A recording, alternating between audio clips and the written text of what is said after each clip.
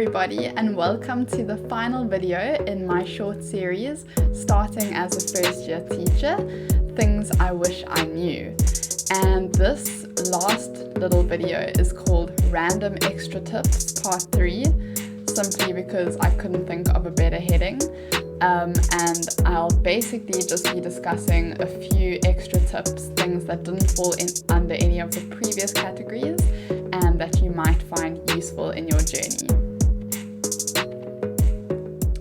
So before I begin, this is a short 3-part series aimed at helping final year student teachers as they enter the world of full-time teaching for the first time. And I will be discussing tips that I wish I knew when I started teaching full-time last year. It will cover a variety of different topics, and everything is based on my personal experience, so things may differ according to different schools, but I hope that from what I experienced, you can benefit in some way. So the first topic for this video is parent-teacher meetings.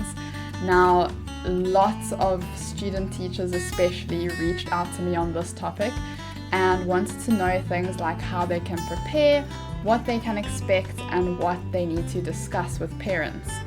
So the first thing I can suggest on how to prepare is print out a schedule which indicates the marks of every single learner in your class for each subject.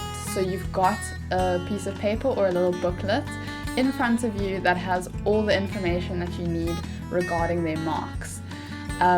That's the first thing. And then I would suggest creating some kind of template where you have the child's name and the name of the parents, which you can fill in throughout the meeting. And you could include sections on that template, such as areas that need improvement, areas where the child is succeeding and doing very well. And then you could have some kind of action plan, things that the parents could put in place and ways that they can assist you at home to help the learner, and then things that you are going to do in the classroom. So it's almost like an agreement that you're coming up with together on how you can best assist that child. And then it also serves as evidence of your meeting, and you can always go back to it and check up on each other and see if you are following the action plan and whether it's working or not.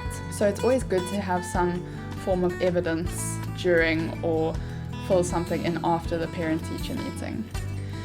Then what to expect. So it's important to keep in mind that a parent just wants to know that you are doing your very best to help their child and to be part of their education. So they're not expecting you to be perfect, and yes, you do get some parents who are more difficult, but as long as they can see that you are putting in a lot of effort, you are putting their child's priorities on the top of your list, and you really have their child's best interests at heart, they will generally be on board with anything that you suggest. And you need to just make sure that the way that you speak is obviously very respectful, so that it's clear that everything you are doing is to help the child. You're not blaming, you're not accusing, any of those negative things which could make them a bit standoffish. Just be very open and honest and make it clear that you are trying to help. What you can expect is to get to know a lot about the child's family life from the way that the parents interact with you and from the things that they tell you. So last year with COVID, I only met certain parents, the ones that we desperately needed to discuss things with. But this year I've met many more parents, and I can tell you that it has made such a big difference in forming a more holistic picture of that child, and you know more about what they do when they go home in the afternoons, which just makes a big difference in general when you are envisioning the homework that they're going to do and things like that. So you can expect to meet lots of different parents. Some of them will be extremely concerned and ready to help and will be on board with the action plan as soon as you give it to them, and others will need a little more convincing, perhaps a little bit more, not checking up as such, but a few more reminders throughout the term to make sure that they are being consistent. And what to discuss, I like to keep it quite broad. So you discuss academics, especially if the child is struggling, then you need to focus quite a lot on academic. But you should include things like how the child is doing socially, how they're doing emotionally, friends, and just their interactions in the classrooms, on the playground.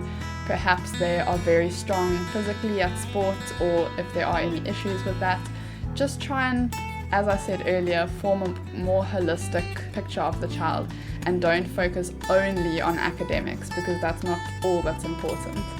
So in a nutshell, as long as they can tell that you care and you've got a clear action plan in place on how to assist the child at home and at school, then you should be A for a way, and hopefully your parents will be on board in helping you to assist the child.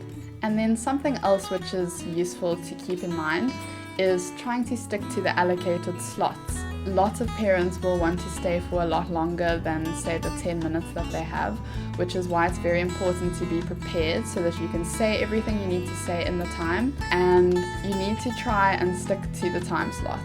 So be kind but firm and get your message across, allow them to speak as well, but you can't keep parents waiting for too long because it's not really fair. So what I'm trying to say is just make an effort and be prepared beforehand, which I obviously wasn't, and I spoke. Be prepared for the fact that you're going to want to keep chatting and go way over the allocated time slot. So go in with a mindset of needing to stick to the time. Then the second topic I wanted to discuss is the mindset that you have when going in and starting at a new school for the first time in your first year of full-time teaching. One golden piece of advice is to approach the situation ready to ask a million questions. You are going to keep asking questions for the whole entire year and throughout your career, but in the first year you're going to keep asking questions. So that is one thing that you need to be open to. If you don't ask questions, you will be in a worse situation. I added there that even the kids can help. So the kids have generally, depending on the grade you're starting in, been at the school longer than you, unless it's grade 1 or grade R. And they are already familiar with the procedures and some of the routines, and they know the building. You can actually ask them as well. They can tell you how things generally work, and they're very honest and sweet. So you can use them to your advantage as well. And then you need to remember that you will not know everything at the beginning, and it's important to give yourself grace. You can't go in there expecting to be perfect and trying to be all high and mighty when in reality you don't actually know everything. Just accepting that fact is the first step in getting to the point where you do know most things that are going on at the school. And I added in there what people mean when they say it gets better, because throughout last year and before I started teaching full-time, teachers would always say to me, it gets better, your first year is the most difficult, it will get easier. So when they say it gets better, I think what they mean is it actually gets easier. And the reason for that is simply because you know what to expect. You know what's coming in terms of the amount of admin. You know what's coming in terms of the prep and all the moderation and all of those things which you maybe didn't know when you started off at the beginning. So you can actually prepare, and if you ever have some free time, you'll perhaps spend it doing something which you know is more important for the future, which actually makes things seem easier as you go along. And it goes without saying that you have your resources and you have a collection which you build up throughout the year, which you can then go back on and reuse. And the last thing is teaching style. So I added here, remember, we are all different, teachers included.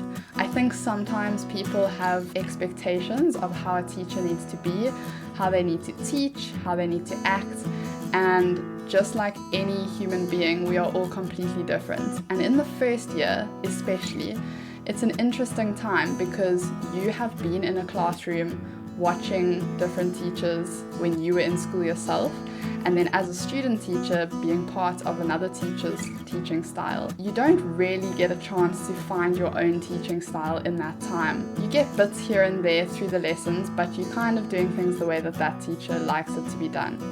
So it's quite a big time of experimentation. You don't have to be a certain strictness or something like that. It really is about finding what works for you. Everyone is completely different. So you need to be open to the fact that you're going to try lots of different methods. You don't need to get upset with yourself if you try something and it doesn't work.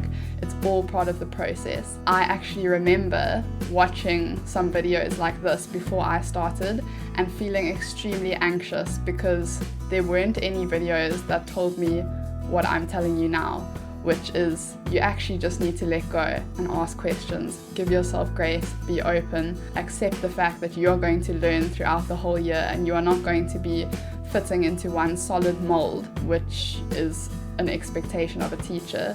You are going to find your way, and maybe by the time you start your second year teaching, you'll have a better idea of what your teaching style is and how you are as a teacher.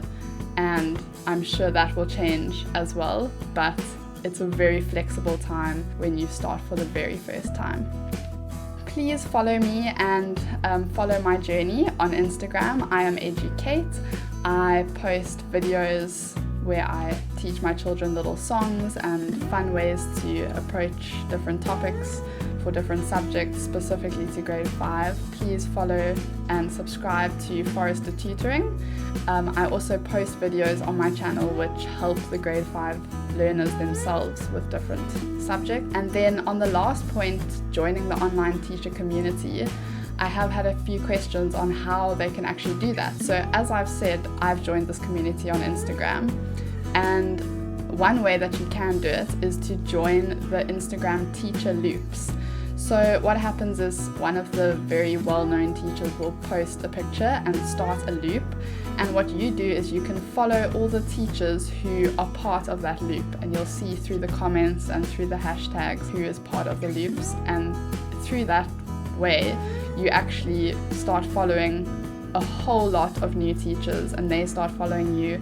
And I've done probably about 3 of those, and the teacher community is just growing and growing, and I'm getting new ideas every day, and it's absolutely fantastic. So if you do follow my page, I will probably post one of those loops in the near future whenever the next one comes up, and that is probably your best entrance into the teacher community. So please do that and make the most of the opportunity. And that brings us to the end of part 3 and to the end of the series.